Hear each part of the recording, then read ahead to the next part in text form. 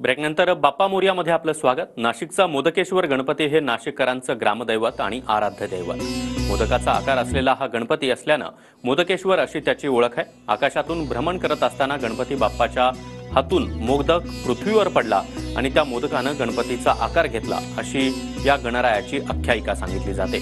वैशिष्ट्यपूर्ण आढावा घेतलाय आमचे प्रतिनिधी चंदन पूजाधिकारी यांनी।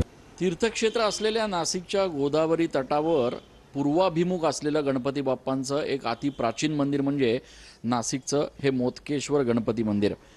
खरं तर नाशिककरांचं हे आराध्य दैवत, ग्रामदैवत आणि त्याचप्रमाणे श्रद्धास्थान असल्याचं बोललं जातं।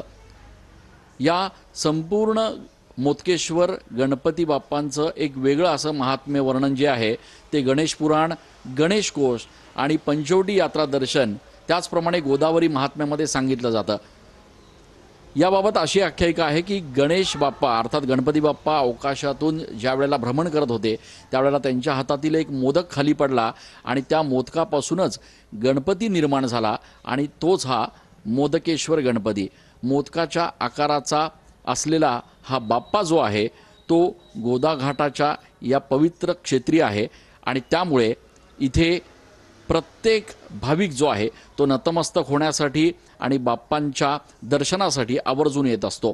नवसाला पावणारा बाप्पा म्हणून मोदकेश्वराची जगभर ख्याती आहे आणि त्यामुळे नाशिकच नाही, राज्यच नाही तर देशभरातून भाविक आणि भक्त जे आहेत ते या ठिकाणी दर्शनासाठी येत असतात।